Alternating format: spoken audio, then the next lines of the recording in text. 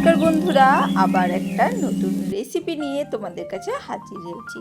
একদম ঝটপট চটজলদি মাছের মানে ফিশ বল বা ফিশ ললিপপ যেটাই বলো না কেন, সেই রেসিপি কিন্তু চলে এসেছে তোমাদের কাছে।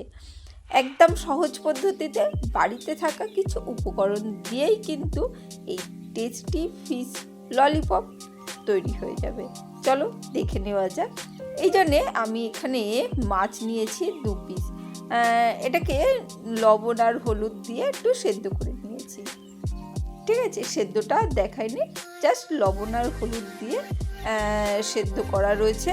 সেই মাছটাকে এবারে ধীরে সুস্থে কাঁটাগুলো ছাড়িয়ে দিচ্ছি। এটা মাছের মাথার দিকের মাছটা দেখে বুঝতেই পারছো। অনেকের বাড়িতে কিন্তু এই পিসগুলো এলে অনেক সময় কিন্তু খেতে চায় না অনেকে, তাই এই মাছের পিসগুলো দিয়েই ফিশ বল করে দিচ্ছি। আর এই 2 পিস মাছ দিয়ে কিন্তু অনেকগুলো ফিশ বল রেডি হয়ে যাবে। মাছগুলো কাটা বেছে নিয়েছি, কাতলা মাছের পিস ছিল আমি ইউজ করেছি, তোমরা রুই মাছ দিয়েও করতে পারো।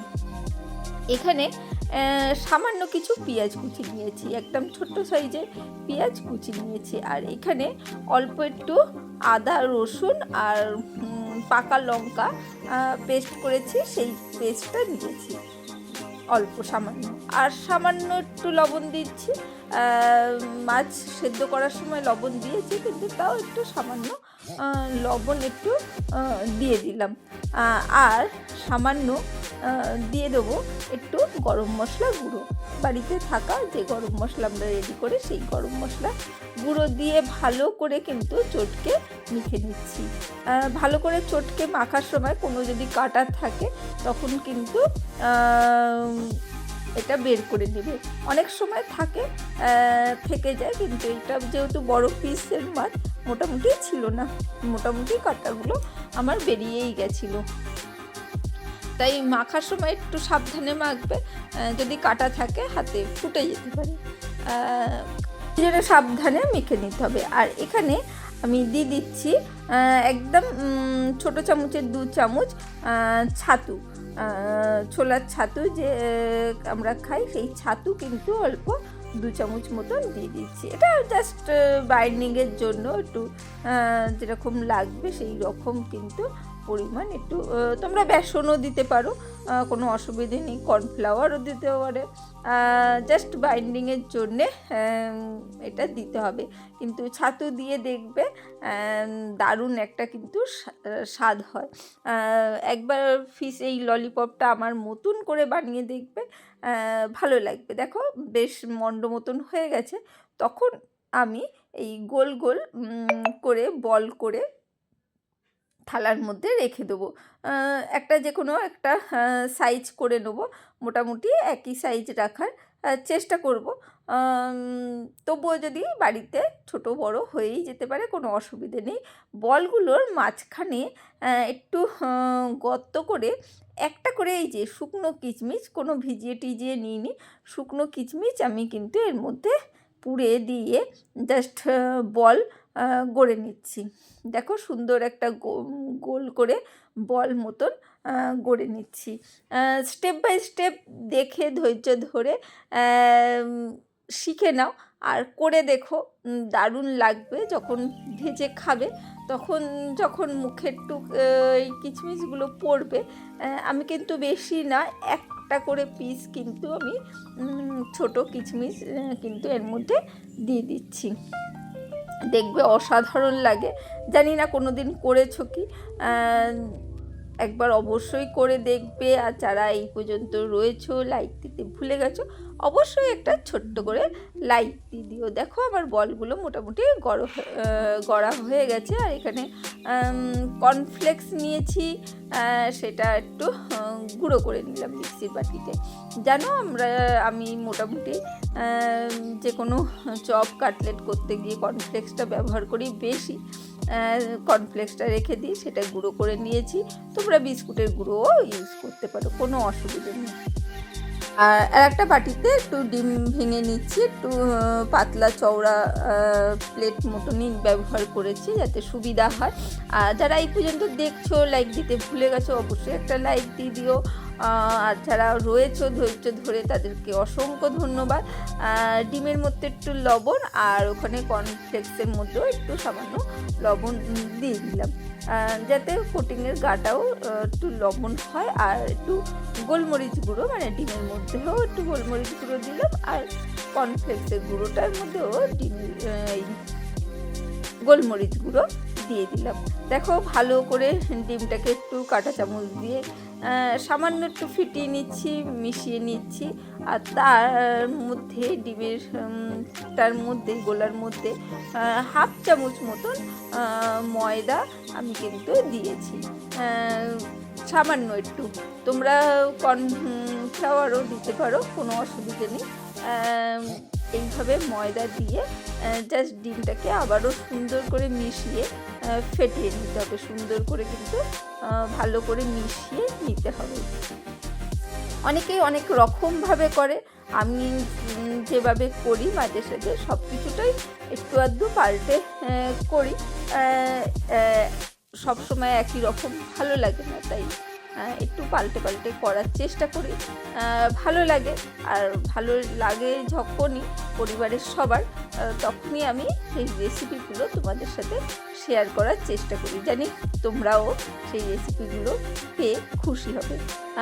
যারা নতুন শিখছো তারা একটু ধৈর্য ধরে ভালো করে শিখে নিও। দেখো সব ওইখানে কর্নফ্লেক্সের গুঁড়োটার মধ্যেও আমি কিন্তু লবণ গোলমরিচ গুঁড়োগুলো ভালো করে মিশিয়ে নিয়েছি। এবারে বলগুলোকে ডিমের গোলার মধ্যে রোল করে নিচ্ছি, নিয়ে আমি এই গুঁড়োটার মধ্যে কিন্তু দিয়ে দেবো। ব্যাস দিয়ে সেটাকেও কিন্তু আমি দেখো কোট করে নিচ্ছি। একটু দেখে নাও, দেখে বুঝে নাও। একটাও কোট করতে পারো, আবার ডবলও করতে মানে কোট করতে পারো, কোনো অসুবিধে নেই। যার যেরকম ইচ্ছা সে সেরকম কোটিংটা রাখবে। হ্যাঁ, বেশি মোটা করলে মানে মাছের এটা একটু টেস্টটা কম পাওয়া যায়, সেই জন্যে অনেকেই একটা কোটিং করে, অনেকে আবার দুটোও করে, কোনো অসুবিধে নেই। যে যেরকম করে পারো সেইভাবে কিন্তু কোটিংটা করে নেবে। আর মাছটা যেহেতু বেশ টাইট বলটা রয়েছে, একটা কোটিং করলেও কোনো অসুবিধে হবে না। আর যদি মনে হয় যে ডবল কোট দেবো, তাহলে একটু বড় হবে, তাহলে ডবল কোটও দিয়ে দিতে পারো। আমি প্রত্যেকটা একবার করে করে নিচ্ছি। আমি যেটা করি সবসময় কি করি, একবার করে কোটিং করে নিই, তারপরে যদি মনে হয় গোলাটা রয়েছে তখন আবার একটা করে কোটিং করি। দেখো যেমন এখন গোলাটা পড়ে রয়েছে, তাই আর একবার করে কোটিংটা করে নিচ্ছি। আর যখন কোটিং মানে এটা ডিমটা শেষ হয়ে যায় গোলাটা, তখন কিন্তু আমি আবারও তৈরি করে ডবল কোটিং করি না। এটাই হচ্ছে আমি মানে যখন যেভাবে করি সেটাই তোমাদের সাথে বললাম। কারণ যখন থাকে না তখন কিন্তু আমি একটা কোটিং করেই ছেড়ে দিই। আর গোলাটা যদি থেকে যায় তখন যে আমি ঠিক আছে ডবল কোটিং করে নিই, জিনিসটা একটু বড়ও হলো, দেখতে ভালো লাগবে, সেই জন্যে, আর কিছুই নয়। সেটা যখন যেরকম হয় সেইভাবে কিন্তু নির্ভর করছে। একটা কোটিং করেও ভাজলে কোনো অসুবিধে নেই। সামনে তো দোল পূর্ণিমা আছে, সন্ধেবেলায় চায়ের আড্ডায় সময় কিন্তু এই ফিশ বলটা ট্রাই করতেই পারো, তাই না?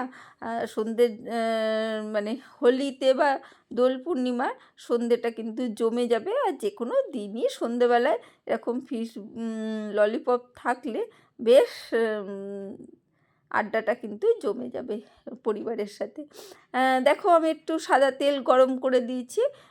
সাদা তেলটা গরম হলে গ্যাসের ফ্লেমটা মিডিয়াম রেখে ফিশ বলগুলো দিয়ে সুন্দর করে কিন্তু আমি লাল লাল করে ভেজে নেব। একদম অপূর্ব, একবার না ট্রাই করলে বোঝা যাবে না, তাই ট্রাই করবে। আর ভালো লাগলে লাইক কমেন্ট শেয়ার করতে ভুলো না। নতুন পুরনো সব বন্ধুদের জানাই অসংখ্য ভালোবাসা এইভাবে সঙ্গে থাকার জন্যে। তোমরাও সঙ্গে থাকো।